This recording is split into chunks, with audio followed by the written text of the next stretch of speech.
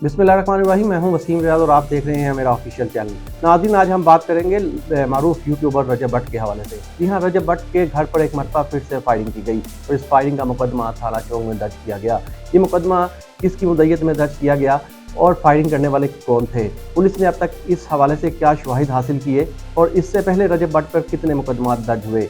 जब फायरिंग की गई क्या रजब भट्ट और उसकी फैमिली घर थी? अब रजब भट्ट कहाँ हैं? इस हवाले से ये भी बात सरगर्म है कि रजब भट्ट मुल्क छोड़कर जा चुके हैं। क्या वाकई वो मुल्क छोड़कर जा चुके हैं? इस हवाले से तफसीलन बात करेंगे आज के इस व्लॉग में।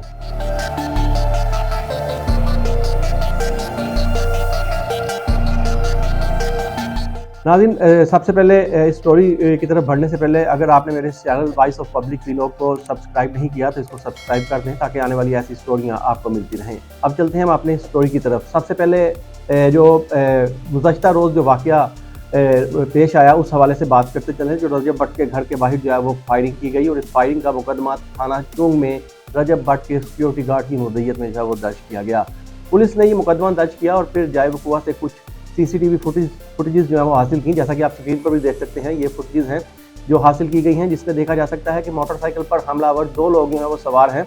एक मोटरसाइकिल चला रहा है जबकि दूसरा पीछे बैठा शख्स जो है वो पिस्टल निकाल कर रजब भट्ट के घर की तरफ जो है वो फायर करता है और गोलियां जो है उनके घर के दरवाजे पर भी लगती हैं। जो हमलावर है जिसने फायरिंग की मोटरसाइकिल के पीछे बैठकर, उसने अपने चेहरे पर नकाब जो है वो कर रखा है, जबकि जो मोटरसाइकिल चलाने वाला ड्राइवर है उसका चेहरा वाज़ेह तौर पर जो है वो देखा जा सकता है। FIR के मुताबिक हमलावरों की उम्रें जो है वो 25 से 30 साल के दरमियान जो है वो बताई गई हैं। ये फुटेज पुलिस ने अपने पास तफ्तीश का हिस्सा बना ली है। मुल्ज़िमान कहाँ से आए, किस तरफ गए और इनका रूट ट्रैक जो है वो मालूम करने के लिए पुलिस ने मुख्तलिफ कैमरा जात की जो है वो फुटेज हासिल की हैं। इस इलाका की मुख्तलिफ एरिया से जो प्राइवेट कैमरास लगे हुए हैं वहाँ से भी CCTV फुटेज जो है वो हासिल की हैं। पुलिस का कहना है कि जो ड्राइवर है उसका चेहरा वाज़ेह है, उसकी शनाख्त का अमल जो है वो शुरू कर दिया गया है, जबकि मोटरसाइकिल पर नंबर प्लेट जो है वो नहीं लगी हुई और इस हवाले से भी मज़ीद तफ्तीश और तहकीकात जो है वो की जा रही हैं। ये मुकदमा जो है वो दर्ज किया गया और तफ्तीश का आगाज़ किया गया।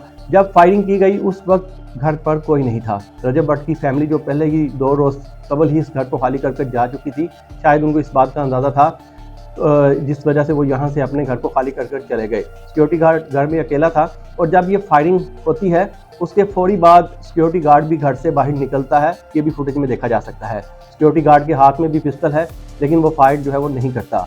जिस वक्त ये मुल्ज़िमान जो हमलावर वहाँ पर फायरिंग करते नज़र आते हैं उस वक्त वहाँ से जो लोग हैं वो भी आते और जाते नज़र आते हैं। मामूल की ज़िंदगी लोग वो हम अपनी गुजार रहे हैं कि जिस टाइम ये फायरिंग जो है वो की जाती है। तो यूँ रजब भट्ट और उसकी फैमिली यहाँ पर मौजूद नहीं थी। बताया जा रहा है कि रजब भट्ट जो है वो मुल्क छोड़कर दुबई जा चुके हैं। इस पर भी बात करेंगे, लेकिन इससे पहले रजब भट्ट पर दर्ज मुकदमात की बात की जाए तो रजब भट्ट पर मुख्तलिफ मुकदमात जो हैं वो दर्ज हैं, जिनकी तफ्तीश जो है वो जारी है और बहुत से मुकदमात में वो शामिल तफ्तीश भी हुए। सबसे पहले मुकदमा उनके खिलाफ जो है वो थाना चौक में उनकी शादी के बाद जो है वो दर्ज किया गया था, जिसमें एक शेर का बच्चा और एक जो 223 बोर राइफल जो उनको दी गई थी तोहफे में, उस पर पुलिस ने उनको हिरासत में लिया और फिर उसके बाद उनके खिलाफ जो है वो 295A और 295B का मुकदमा जो है वो दर्ज किया गया। इसी तरह एक टिकटॉकर उमर भट्ट की जानिब से रजब भट्ट और उसके दोस्तों के खिलाफ जो है वो मुकदमा थाना सुंदर में दर्ज करवाया गया, जिसमें ये इल्ज़ाम लगाया गया था कि रजब भट्ट ने इनके घर पर फायरिंग की, इनको जान से मारने की धमकियाँ दी। इन दफ़ात के तहत ये मुकदमा जो है वो दर्ज किया गया था।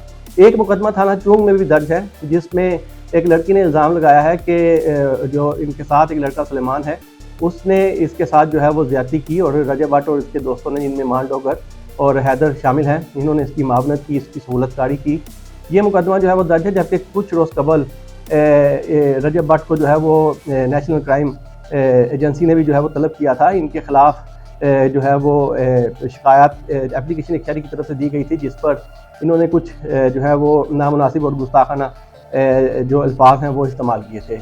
ये इंक्वायरी जो है वो चल रही है इनके खिलाफ, जबकि इस जो नेशनल साइबर क्राइम एजेंसी है इस पर रजब भट्ट और इनके दो दोस्त हैं वो इस हवाले से पेश भी हुए और इन्होंने अपने वहाँ बयानात में वो रिकॉर्ड करवाए, जबकि इनके मोबाइल भी जो है वो नेशनल क्राइम एजेंसी ने जो है वो ले लिए थे, जिन पर मज़ीद तफ्तीश जो है वो की जा रही है। अब बात करें रजब भट्ट के हवाले से, तो रजब भट्ट के जो है करीबी ज़राए हैं उनसे इस बात की तस्दीक हुई है कि रजब भट्ट जो है वो मुल्क छोड़कर दुबई जा चुके हैं। रजब भट्ट की वालदा ने उनको वीलॉग बनाने से जो है वो मना किया और उसके बाद उनको मुल्क छोड़ने का कहा, जिसके बाद रजब भट्ट मुल्क छोड़ कर चले गए। और उन्होंने अपना जो पैगाम जो जारी किया उसमें उन्होंने यही बताया था कि उन्होंने अपने वालदा के कहने पर वीलॉगिंग जो है वो बंद कर दी है। जब तक उनकी वालदा नहीं कहेंगी वो वीलॉगिंग जो है वो दोबारा शुरू नहीं करेंगे। वो फिल वक्त मुल्क छोड़कर जो है वो चले गए हैं। उनकी फैमिली यही है, लेकिन वो भी इस घर में मौजूद नहीं है। पुलिस का कहना है कि तमाम पहलुओं पर तफ्तीश की जा रही है। जो CCTV फुटेज है वो भी हासिल की गई है और जो टेक्निकल शवाहिद हैं वो तो हासिल किए गए। उसके अलावा जो रवायती तफ्तीश है वो भी की जाएगी और उसके बाद तमाम हक़ाइक़ सामने आएंगे।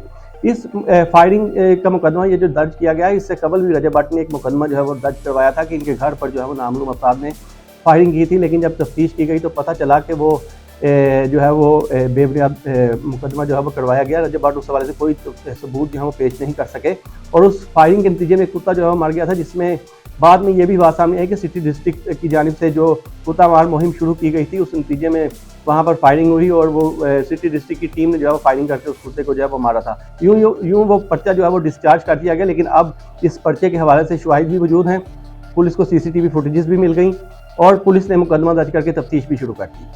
क्या इस पर कार्रवाई होगी, मुल्ज़िमान गिरफ्तार होंगे, हमलावर कौन थे, क्यों उन्होंने फायरिंग की, ये सब कुछ तफ्तीश में सामने आएगा। तो इस हवाले से तफसीलन आपको मैं बताऊंगा अगले वीलॉग में। मेरे इस चैनल को सब्सक्राइब कर दें, लाइक कर दें ताकि आपको बर वक्त स्टोरियाँ मिलती रहें।